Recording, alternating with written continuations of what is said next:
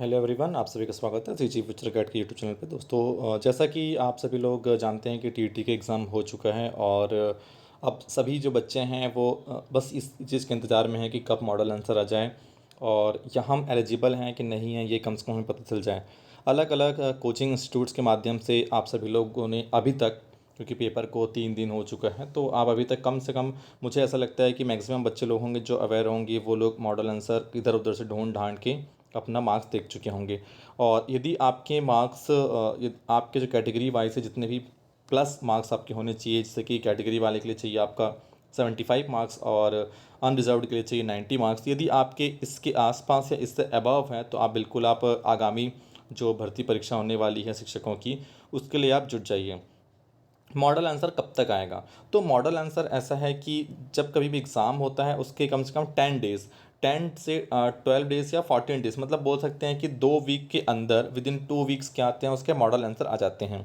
Model answer जारी करना काफ़ी आसान होता है, क्योंकि जो पेपर बनता है, जो पेपर बनाते हैं, उन लोग पहले से ही उसका आंसर दे चुके रहते हैं। मॉडल आंसर तो बहुत जल्दी जारी कर देना चाहिए ताकि बच्चे लोग क्लियर हो जाएं। जैसे कि आप सब लोग जानते हैं कि पीएससी जो है वो विद इन अ डे, उसी दिन या तो फिर नेक्स्ट डे वो मॉडल आंसर जारी कर देता है। पीएससी की बात नहीं कर रहा हूँ, यदि कोई भी वनडे एग्ज़ाम होता है पीएससी के, उसमें जनरली 1 से 2 दिन में मॉडल आंसर आ जाता है।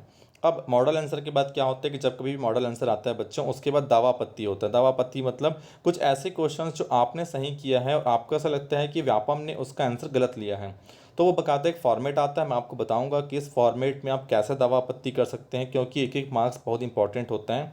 यदि आपको लगता है कि व्यापम ने गलत लिया तो बिल्कुल आप दावा आपत्ति करिएगा, पूरा प्रोसेस मैं आपको बता दूंगा।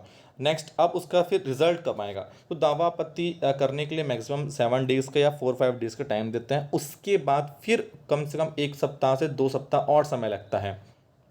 क्यों? क्योंकि जितने भी लोग आप लोग दावा आपत्ति करेंगे भैया, अब 5 लाख लोग फॉर्म भरें, उसमें से अगर नहीं में अगर 20-25 हज़ार लोग भी दावा आपत्ति करते हैं, तो हर एक की मेल को देखना, क्योंकि आजकल मेल के थ्रू होता है, तो मेल को देखना, उसकी जो समस्या का समाधान करना, सब चीज़ें फिर से समय लगता है। उसके बाद जब सारी चीज़ें रेक्टिफाई हो जाएंगी, सारी चीज़ें सॉल्व हो जाएगी, फिर आपका रिजल्ट डिक्लेयर कर देगा। रिजल्ट डिक्लेयर करेगा यानी कि आपका ये पता चल जाएगा कि आप पात्र हैं कि अपात्र हैं। अब बात रहेगी सर्टिफिकेट कब आएगा? तो सर्टिफिकेट अगेन उसके बाद फिर और कुछ समय लगता है कि 15-20 दिन या महीने भर बाद सर्टिफिकेट आते हैं। तो सर्टिफिकेट का इंतजार नहीं करना है आपको, जिस दिन मॉडल आंसर आता है उसी दिन आप चेक कर लीजिए। यदि आप उस रेंज पे आ रहे हैं, मतलब बिल्कुल आप पात्र हो चुके हैं।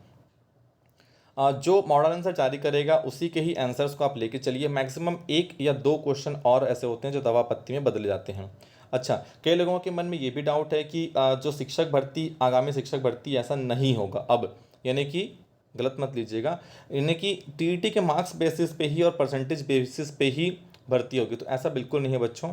टीईटी एक सर्टिफिकेट है, आपको क्वालिफाई करने के लिए सिर्फ एक सर्टिफिकेट देता है वो। उसके बाद जो वैकेंसी है वो अलग से आती है, उसके बेसिस पे, उसके मार्क्स के बेसिस में आपकी सिलेक्शन होती है, आपका ज्वाइनिंग होता है। तो ये एक इन्फॉर्मेशन आपको देना था। सर्टिफिकेट में क्या क्या चीज़ें होती हैं, क्या कैसा रहता है, मैं आपको सर्टिफिकेट में बिल्कुल दिखा दूंगा। नेक्स्ट वीडियो में मैं आपको बना के बता दूंगा कि सर्टिफिकेट में क्या क्या चीज़ें लिखी होती हैं, यदि आप पात्र हैं कि अपात्र हैं, कितने मार्क्स होते हैं, कि टोटल मार्क्स लिखा होता है। कंप्लीट डिटेल में आपको सर्टिफिकेट दिखा के बाकायदा मैं आपको शो करूँगा। अच्छा लगे तो वीडियो को लाइक कर देंगे, चैनल को सब्सक्राइब कर लेंगे। Thank you very much.